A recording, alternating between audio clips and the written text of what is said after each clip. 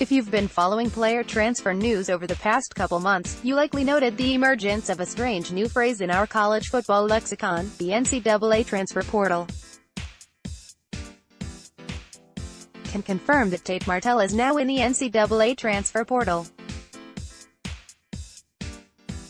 He'll begin to explore options outside of Ohio State. Believe Miami and West Virginia are two schools that are worth watching. Jeremy Birmingham, at Birm, January 10, 2019. From a source, Jalen Hurts' name is now in the transfer portal. Barton Simmons, at Barton Simmons, January 9, 2019. Georgia players that are on the NCAA transfer portal. 1. Robert Hill III 2. Isaac Kinsey 3. Luke Ford. That's it. Could Justin Fields end up in the portal? Absolutely, but those are the only 3 at this time. Paul Meharry, at P. Meharry, December 18, 2018. Hold on a sec, transfer portal? Are we talking about college football or Doctor Who? Don't worry. Tate Martell and Jalen Hurts haven't entered a molecularly unstable passageway connecting two parallel dimensions.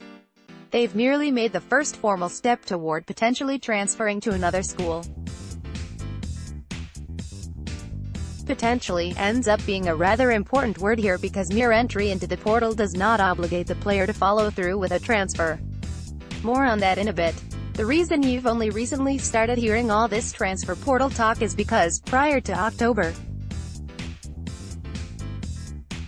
15, the transfer portal did not exist. Beginning in October, Division I student athletes will have the ability to transfer to a different school and receive a scholarship without asking their current school for permission, the NCAA announced in July. The Division I Council adopted a proposal this week that creates a new notification of transfer model. This new system allows a student to inform his or her current school of a desire to transfer, then requires that school to enter the student's name into a national transfer database within 2 business days. Once the student-athlete's name is in the database, other coaches are free to contact that individual. Quote, the previous transfer rule, which required student-athletes to get permission from their current school to contact another school before they can receive a scholarship after transfer, was intended to discourage coaches from recruiting student-athletes from other Division I schools. The rule change ends the controversial practice in which some coaches or administrators would prevent students from having contact with specific schools. So what does the transfer portal look like in practice? It's basically just a spreadsheet with players' names and schools. A screenshot of Tate Martell's name in the transfer portal display made its way onto Twitter on Thursday. 247 Sports was able to verify its authenticity.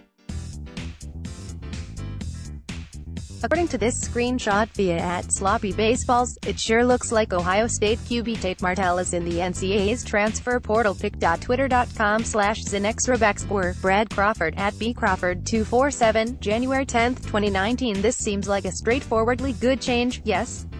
After all, making the process more transparent is a great intention. But is it a little bit too transparent? While the transfer portal system probably is a net positive for the student-athletes 3 months into this new setup, there's at least one notable downside. If you put your name in the transfer portal, the fact that you're exploring a transfer will become public knowledge almost immediately. While the transfer portal is only intended for use by schools and student-athletes, that has not kept the data in the transfer portal from leaking. In at least one case 247 Sports is aware of, a school administrator has even given out their login details to a member of the media. So, why is this bad? Well, sensitive conversations that previously might have taken place in private are now being held out in the open. And college football fans are not always a forgiving bunch. Consider this tweet, published after Justin Fields entered his name into the transfer portal. If I was Kirby Smart, once Justin Fields put his name in the transfer portal, he would no longer be practicing or part of my team.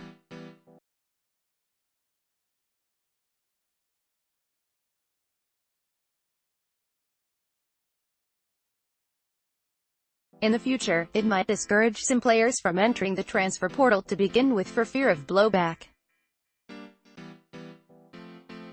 based on the language that accompanied the rule change, we know that this was the exact opposite of the NCAA's intention. At publication, the NCAA had not responded to request for comment on whether it was concerned about the transfer portal leaks and whether any remedies are available.